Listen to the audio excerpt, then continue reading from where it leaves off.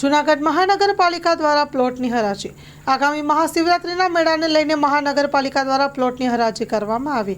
આગામી 22 ફેબ્રુઆરીથી ભવનાથ તળેટી ખાતે મહાશિવરાત્રિનો મેળો શરૂ થનાર છે, ત્યારે મહાનગરપાલિકા દ્વારા કોમર્શિયલ પ્લોટની હરાજી કરવામાં આવી। Story report by Paresh Buddhabhatti. Revenue tax superintendent Manoj Rupabhara, મહાનગરપાલિકા જૂનાગઢ।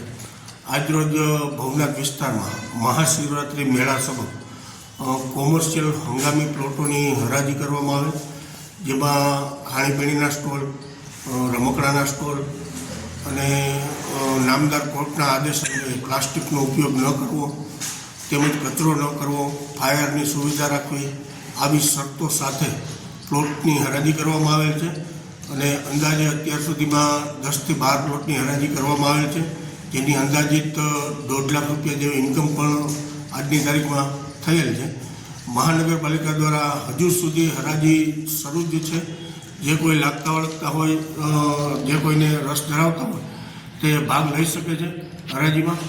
15 તારીખથી ઉતારા ફાળવણીની પણ કામગીરી ચાલુ થશે। ઉતારા મંડળોને એની જગ્યા બતાવવાની કામગીરી પણ 15 તારીખથી શરૂ કરવામાં આવશે, જેથી કરીને ઉતારા ધારકોને પણ કોઈ મુશ્કેલી ન પડી શકે, જેથી સ્ટાફને ત્યાં સ્ટેન્ડ બાય કરી દેવામાં આવશે।